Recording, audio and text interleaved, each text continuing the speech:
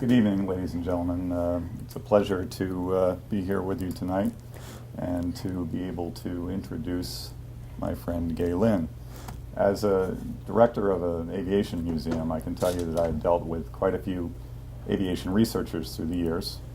I've been doing this for about a decade now. And clearly, I would say, I have never met one with the enthusiasm or as nice a person as Gaye Lyn. She is someone who has gone after her father's legacy to really promote a part of aviation history that until she really began to search it out was neglected, but which is extremely important to the history of commercial aviation in particular. And Teterboro Airport also. We are the official Air Museum of New Jersey. Teterboro is our home, and many people don't realize that immediately after the Second World War, many of the greatest generation, the pilots, came home and started airlines like Veterans Air. And this airport actually was one of the busiest air carrier airports, particularly for cargo, east of the Mississippi. But so we're always glad when people are interested in that aspect of it, but this is particularly special because Gaye Lyn is somebody who is an aviation person herself, had an 18-year career in corporate aviation, including several years right here working at Teterboro, so she's part of the Teterboro family. And as I said, the history of Veterans Airlines, and I don't want to give away anything about some of the things that she's going to be talking about tonight, but you may know something I don't. I doubt it. I doubt it because I don't think there's anyone who knows more about this airline than Gaye Lyn. But in any event, this is going to be a great presentation. We're very glad that you're here tonight, and the Aviation Hall of Fame and Museum welcomes happily Gaye Lyn to the podium. Thank you. Good thing it's dark in here. I'm blushing. I'm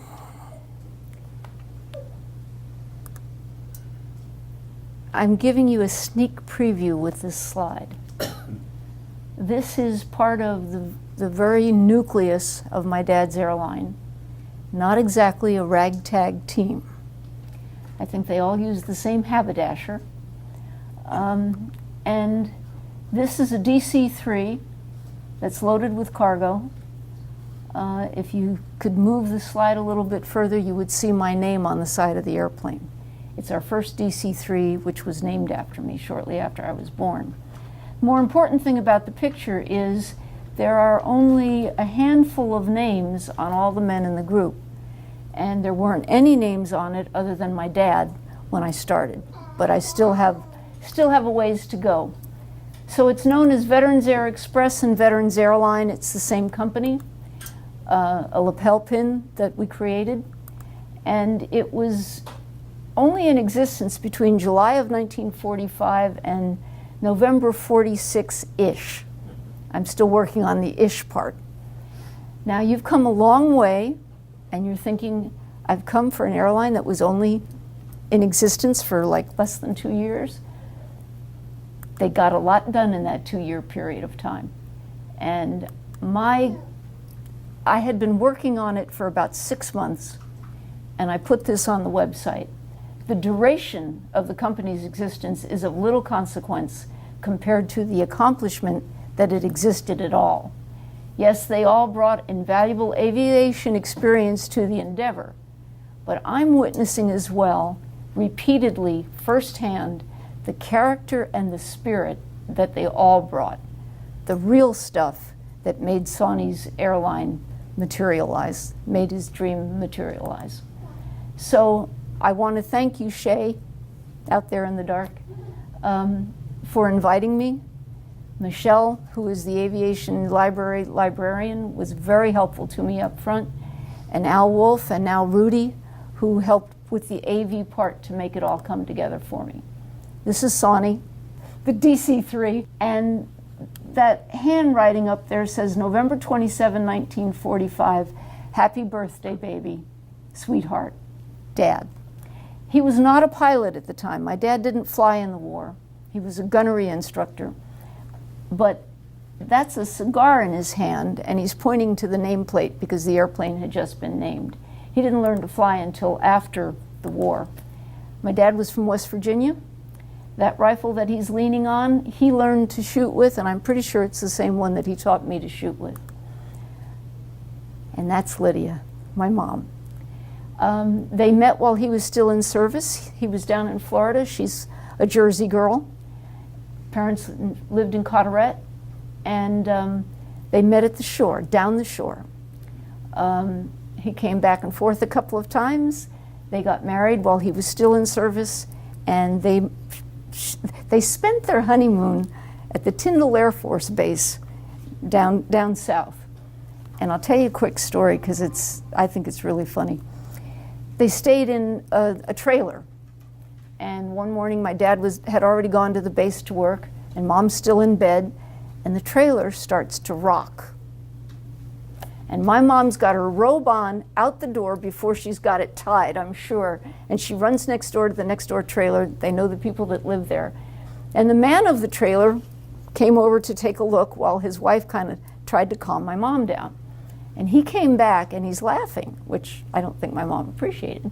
She said, "What? What is it?" He said, "Well, Lydia, it's a family of javelina scratching their backs on the bottom of your trailer. And the trailer, making the trailer rock." So I never heard the end of the story because it makes people laugh, and my dad would stop at that point. Anyway, my dad did learn to fly, probably on the GI Bill. This is a Stinson Gullwing that he bought when I was like 3 years old. It was the first airplane I ever took a ride in. And eventually I got my pilot's license, and Daddy's little girl. I took him flying. That's Falcon Field in Mesa, Arizona. My dad was living in Arizona, and I rented that plane and took him flying, and he talked to everybody on the airport that day. "This is my little girl, and she's been flying with me since she was knee-high to a grasshopper, and now she's taking me flying." He knew nobody, but he told everybody the story. So Veterans Air was really a childhood story to me.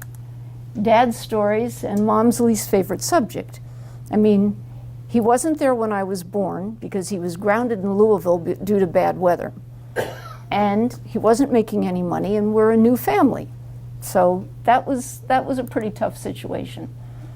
But come April 2015, 2.5 years ago, my idle curiosity got the better of me, and I had some time, and I started doing some research.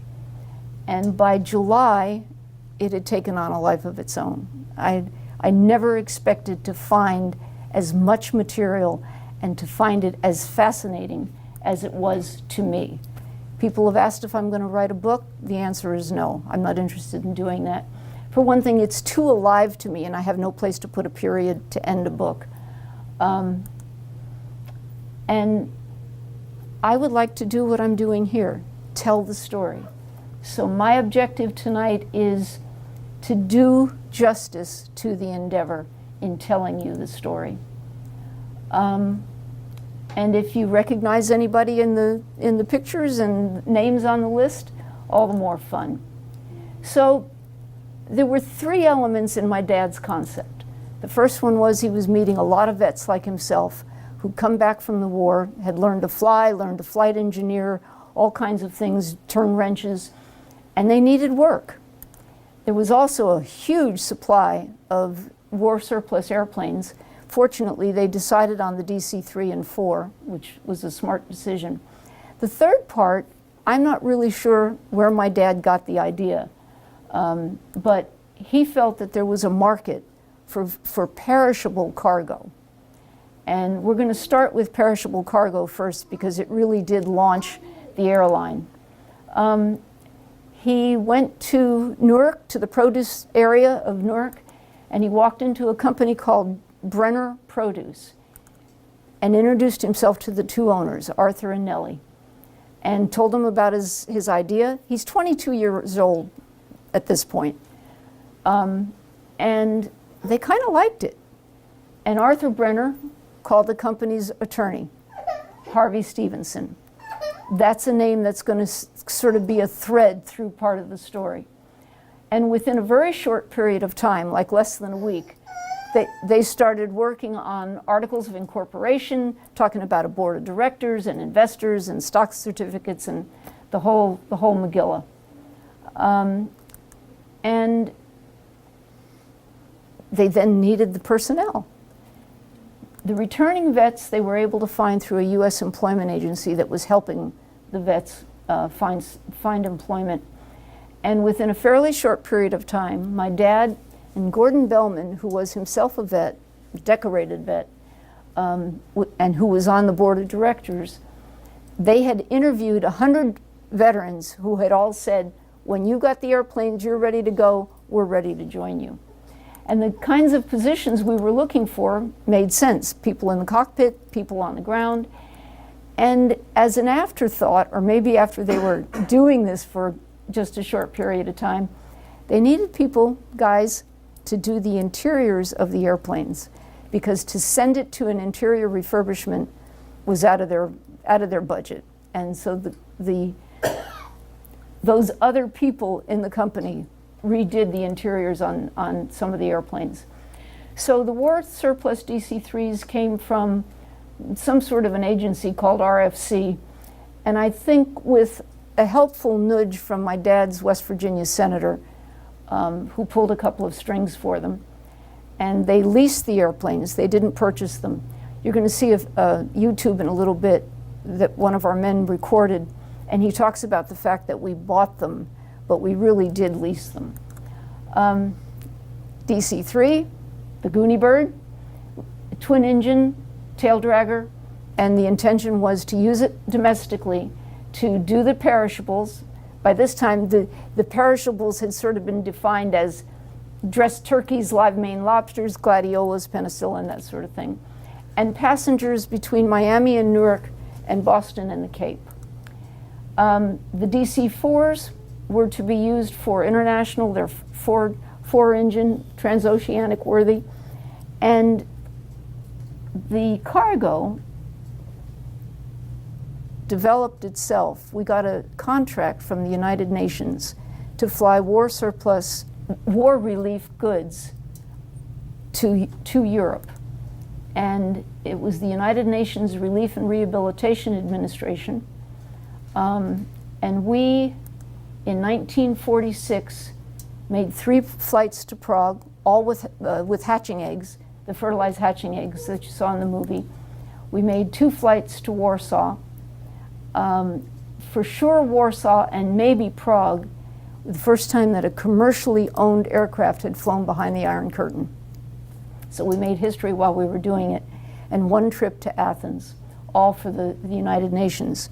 Now, I've not been able to determine where the contract came from, what the source was. Who did we know? One of our men was leaning up against the hangar one day after a flight, and he said a little old guy came up and handed him his business card and said, "You guys doing any work for the government? With a name like Veterans, here, tell your boss to call this guy." And it was a fairly decent connection, so it might have come from that. Maybe my dad also went back to Senator Kilgore and see if he could grease the wheels there. You're going to meet somebody named Charles Eason a little bit later. He was one of our men, and the only thing he ever told his sons when they asked him what he did in the war was, "They told me not to tell." So I've often wondered if he played a role in our getting the UN contract. And then Mayor LaGuardia, who was director of this part of the UNRRA, was also at the christening of one of our airplanes. So maybe he was involved. But really and truly, the story is the people.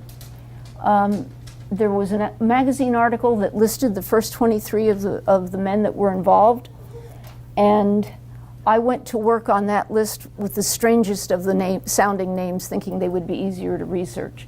This was the first man that I found his family, Bernard Francis Schmansky. And he, local fellow, learned to fly in the war and came to Veterans as a pilot and was one of the early founders. but he was also newly married and either already had a child or a child on the way. And within 4 months after starting with us, the Postal Service offered him a job that he wisely took. And he spent his entire career with the Postal Service. John Nall, I met him through this newspaper article. He talks about his time in the war, and he talks about veterans. He was one of our original the original 7 founders, and he made this YouTube that I'm going to show you in a little bit. The guys had to do everything. Just because John was a pilot didn't mean that that's all he did. This is John helping refurbish the inside of the DC-3. And the bug bit him, because this is many years later, and John bought a crashed Cessna. I'm not sure of the model, I have it written down, I just don't recall it right now. And over a 2-year period, turned it into that airplane. And I have it on very good authority that that is one and the same airplane from his daughter Buffy, whom I have met. She was one of the first people that I talked to on the telephone. And I talk about my elevator speech. Think about it. Your phone rings, you pick it up, and this crazy lady on the other end says, I think that my father and your father flew together in 1945.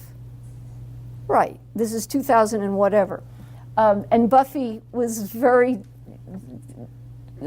questioning until I mentioned Prague. And then she said, who were you again? Because she knew that her dad had been to Prague. So I visited Buffy in Dallas, drove my RV there. And it turns out that one of the relatives of another of my dad's men lived 30 miles away. And she invited him to dinner, and we had a veterans reunion. This is Will Fromm, and his dad is Michael Fromm. You'll see him now. This is Charles Eason. This is the man who wouldn't tell his kids what it was he did in the war. And if you look at his creds, he was already an attorney and worked for the War Department before he joined the service. Then he was in the OSS, which is the precursor of our CIA. And when he came to us, I really have no idea what he did, and neither did his sons. When I found the family, they were ecstatic. They thought I was going to help them find out what it was their dad did in the war. That hasn't happened yet. We do know he was in India. We got evidence of that through photos that we went through recently. I was in Maryland last week or two weeks ago and went through these photos with Peter Eason. We found this photo, and it says Chinese, whatever that word is, but the real interesting photo was this one. And this talks about a stockade and the headquarters for the officer of the prison office. So we don't know what his dad did there, but that's where he spent the duration of the war. This is one of his sons and his grandson that happened to be in Santa Fe, and we met them and had drinks. This was the party last 2 weeks ago. These are I should be using my pointer. These are the 3 brothers, the widow of the 4th brother that's passed away, the grandson that we met here, and 2 other families, one from Virginia and one from Maryland, who are Veterans Air relations, if you will. And they came to the party as well. It was a lot of fun. Robert Grease, I never had the pleasure of meeting him. He was a navigator in the war. He navigated for veterans, but mostly he managed the business. And his wife really was the first unofficial hostess for Veterans Air. Here he is. I love that stance. Does that speaks volumes? And here they are many years later. This is Marilyn. Here's Marilyn much more recently. I met her in 2015. She was on my Florida trip. And she was 92 at the time, still driving. I rode with her in the car. She drives like a teenager. And then I saw her again this summer, and she took me to her favorite Jewish deli. Jack Stettner. Jack Stettner Army Air Corps, B-24, was one of our co-founders. He was in it from the beginning and all the way through to the end. He flew the Gaye Lyn, I have proof of that. And he also co-piloted DC-4 to Warsaw for the UN. He wrote a book, and actually he wrote a couple of books, and one of the chapters in this book is on veterans. I like that picture, but I like this one better. That's just, says it all. And this picture is of Jack's wife. It's a stand-up birthday card, life-size, photoshopped with Fred Astaire. And the people that came to the party all autographed it. Their younger son, Scott, created that for their mom. And there I am with Jack.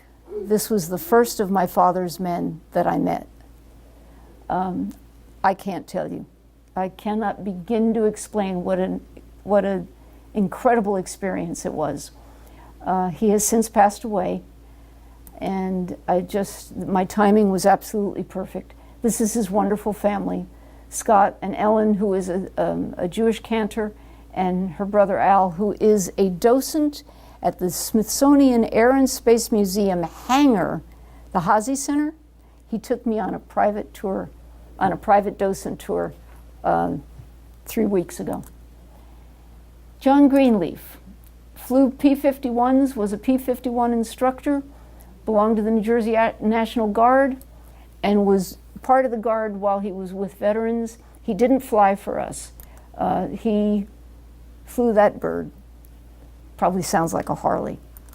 And I've met his son and his son's wife, had lunch at their house 3 weeks ago.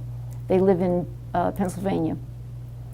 Now, this is your captain speaking, and we're going to take a little detour right here. I've shown you part of the source of my research.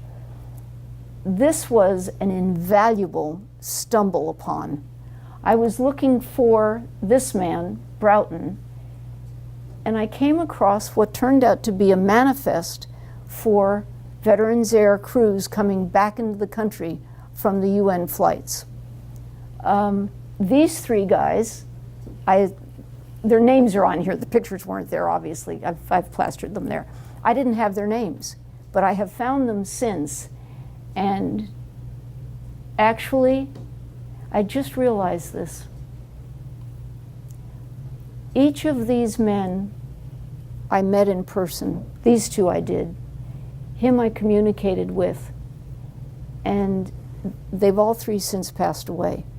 So again, the urgency of now, the timing on this could not have been any better. The one manifest that was missing, I was able to track through Jack Stetner's logbook. This is a flight to Warsaw, and they were taking baby chicks. Jack said that was the softest landing this DC has made ever, this DC-4 has ever made, because they were being gentle on the eggs. And then he also said every chicken in Poland today is a relative of these eggs that we're taking over now. 70 years after Veterans was in Prague, my husband and I went to Prague, and it was the same month. And I went to the Prague Library, and I am now a proud card-carrying member of the National Library of the Czech Republic. It's a treasure to me. That's their reading room. And every table was full, every location was full. They gave me books to go through, and of course I don't read Czech, but within 15 minutes I found this photograph. These gals are sitting, it's a US photo. They're sitting on the crates for a publicity shot, and the caption is in Czech, of course, and we got it translated. So, promise the movies. Let's go to the movie. Was able to buy a house and buy a new car, and wound up forming an airline with a bunch of other guys, seven of us, with 6 others along with myself. Formed the Veterans Air Express Company in in Newark, New Jersey, with the idea of flying, I am again, Slim Jim still from the military service, still a kid. I can't believe I look like a teenager and got the shape of a teenager. That's when I had hair. Anyway, regarding this airline, we formed this airline to fly passengers between Newark and Miami in a DC-3 that we bought from the government for $13,000, brand new. I think it had 10 or 12 or 13 hours on it, that's all. We stripped it, remodeled it, made it into a passenger aircraft, and we're in business. And then we bought 2 more, and then there we go. There's the Veterans Air Express Company. It was we started out as an express company and wound up Veterans Airlines. That's the first DC-3 we bought. That one got wrecked, by the way, over in Teterboro. Anyway, there's the DC-4. We bought these DC-4s for $90,000 from the government. This particular DC-4, we flew to Warsaw, Poland, the first non-military commercial aircraft behind the Iron Curtain. 1946, I think it was 46, early, very early.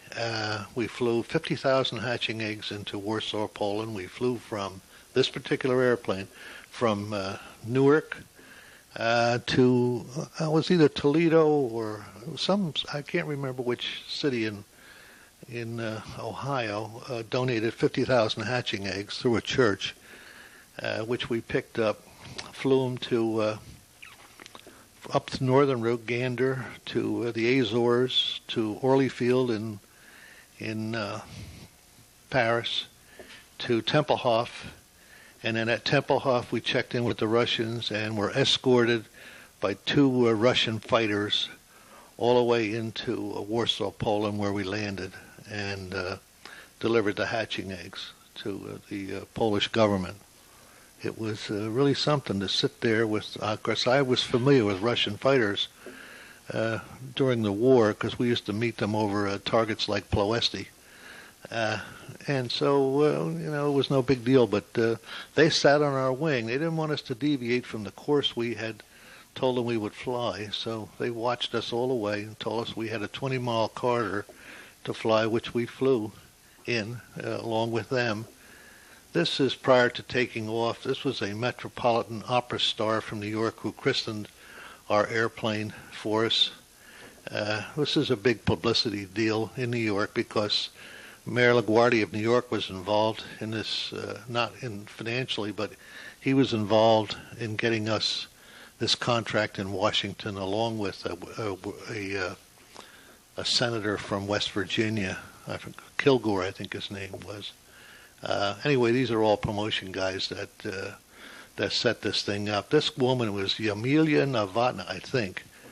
She was a Metropolitan Opera star, and she was doing the christening for this just as right before we took off to go pick the eggs up and take them overseas. And this was in all the papers in New York. It was a big deal that these GIs had formed this airline, and we're heading out over. Oops, got to do that little number again.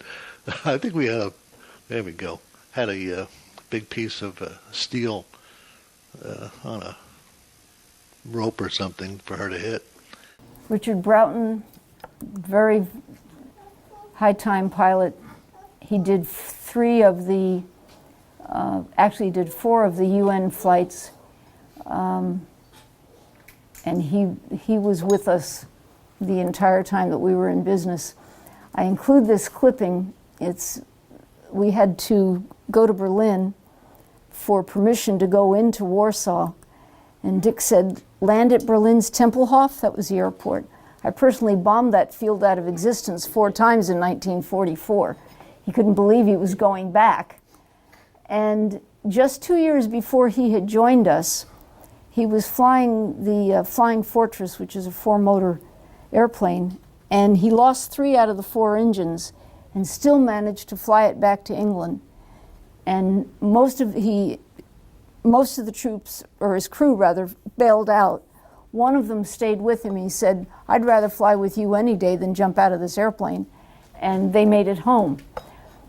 The reason I'm showing you this is because until Richard's two sons met me, they didn't know those stories. And that's happened repeatedly. It wasn't because he told me about it, because I didn't meet him. But in my research, I found these things, and the two men were just like, how cool. This man lives in Florida, Craig, and Bob lives in Lexington, Kentucky. So I've been to both of those places in the same trip. The additionally fun story is that Anna Broughton was in the U.S. Navy waves for about 6 months as a pharmacist mate. Then she was a cryptographer, civilian, for the Defense Department, sold airline tickets in 1946, met her husband-to-be in 46, they got married in 48, and she became a mom and a military wife for 63 years. Now that sounds pretty ordinary, except that at lunch I said to Bob, "What airline did your mom work for?" He says, "I don't know." And I said, "Is there any chance she was working at Veterans?" And he looked at me and he said, "I don't know." And he called his aunt, and the Broughtons met at Veterans Air. And that's our story of romance.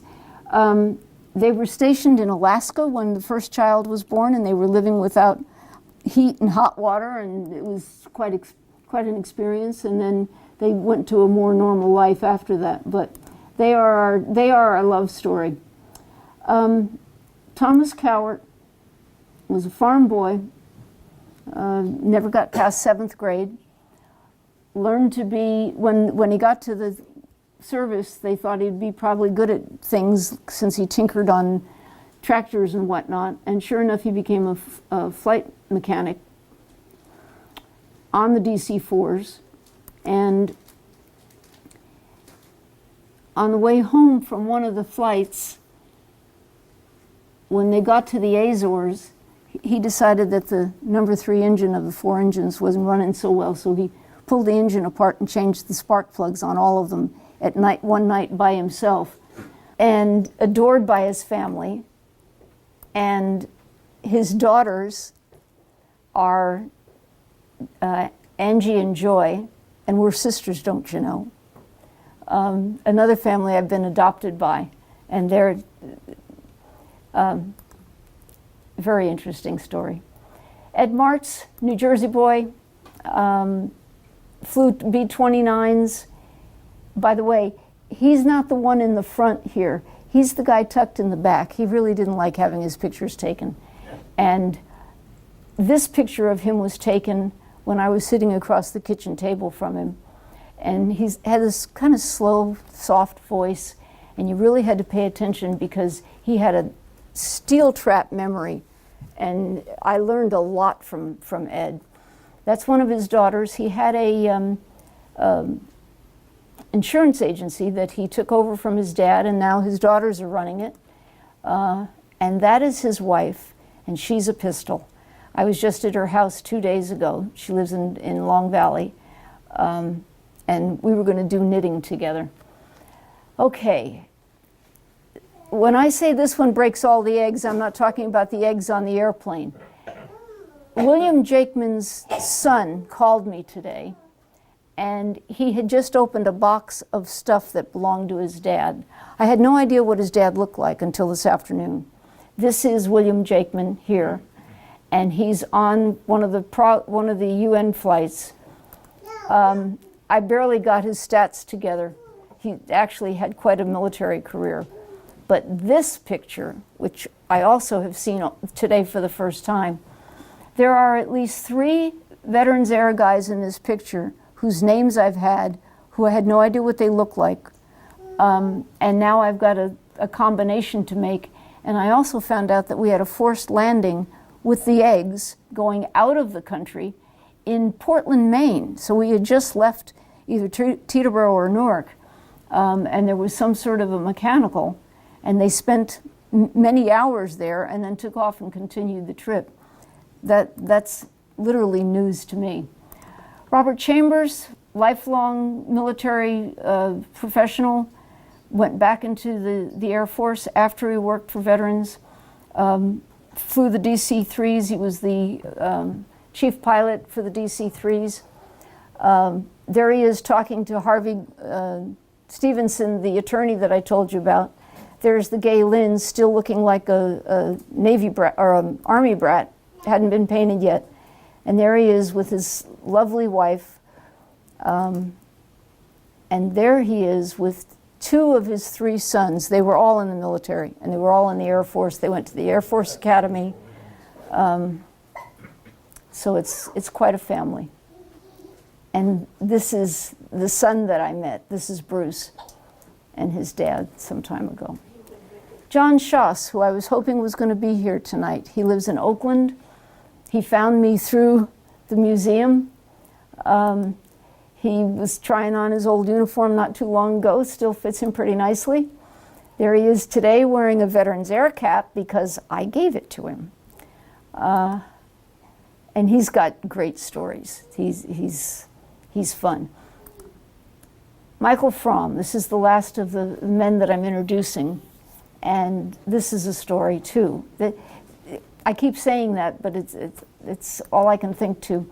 He took a leave of absence from the Washington Post to navigate for Veterans Air. And I am going to tell you this story very quickly. Washington Post DC is across the street from the very famous hotel. I can't think of the name of it right now, Wilbur or something like that. And he goes across the street for whatever reason. He's walking across the lobby and somebody says, "Michael, is that you?" And he turns around and it's our chief pilot, the cruiser in the lobby. He needs a navigator and asks Michael to navigate the trip to Prague. Michael goes across the street and says to his boss, "I need a leave of absence. I got to go fly this airplane." And his boss said, "Under one condition, you write stories about it." And Michael did multiple stories because he went to both Warsaw and Prague, and he got a 5-piece series on the front page of the Washington Post about Warsaw. He did a beautiful job on the Warsaw flight. But what he really grew up to be was a environmental journalist. Wrote a book. A good portion of a chapter is about veterans in there. This is his daughter, who I had lunch with 2 weeks ago, and Will, who you met at the other party. His second wife, who's an ordained minister and one of the first in her church to be so, and that's Michael. We communicated via email, and Michelle facilitated the messages back and forth, but he was too frail for me to go visit, and about 2 months after I met him telephonically, he passed away. So those are the folks and the families that I've met. There are lots more that I've either got pictures of, have a name for, haven't been able to chase to ground, haven't been able to find a family, who repeatedly showed up in newspaper articles, and there they are redoing the interior of the DC-3. This is a picture of a crew. I knew 3 of them, but I didn't know who that one was, and that caption identified him. There's my dad. Here's our first hire, Montanarella. You would think that would be an easy name to find, and it has not been. So I know that Bob flew the Gaye Lyn, and there she is right there. And this is my last story. See this young man? 17 years old. These are 3 baby cattle that are about to be sent to Athens, donated by the Borden Company for the Greek dairy industry that had been badly hurt during the war. And Gus, his nickname, was of Greek-American descent. Those are the cows inside. Once they got them up the ramp, they put them in crates. And there he is on the ground in Athens, and he's introducing the cows to the young handlers that are going to take over. I've got the 4-H'ers in Somerville and the Somerset High School helping me try to find this young man. I've got a feeling he's still alive, and I will do anything. I'll go to all ends if I can to find him. So I've got 40 or more names with either no data or no picture or no way of tracing them, including the guys that are in here and these two. And the list goes on, so does the story, but not tonight. You've been very patient. In the end, Veterans Air was considered a non-sked, meaning a non-scheduled airline. There were at least 100 or so companies that were formed mostly by vets after the Second World War, just like my dad did. Some were bigger than us, some were smaller, some were more successful, some not. And the big 4 airlines already flying across the country and flying one service of flight. There was no such thing as coach flight until the non-skeds came along. And I think that played a great part in the big airlines feeling a little bit threatened. Wrongly or rightly, that's how they felt. The other element was the CAB, the Civil Aeronautics Board, the precursor to the FAA. They favored the larger carriers, there's no question about it, rightly or wrongly. They felt that the larger carriers had to succeed in order for the industry to grow. The other major thing is we were undercapitalized. There's no question about that. We turned down investors in 1945. The guy said, no, if we take on an investor, we lose control of the airline, and we want to be in charge of our own destiny. In 1946, we had the opportunity to start flying passengers across the ocean, but the DC-4s needed dump valves, which means if you have an emergency after a takeoff, you got to lose some weight before you can land, and you've got to be able to dump the fuel because that's the heaviest expendable item on the airplane. And the work was done, and we didn't have the money to pay for it, so we ended up in receivership. But I'll tell you something. They saw something in the dream and in each other, and they made it happen. And that's their story. Thank you.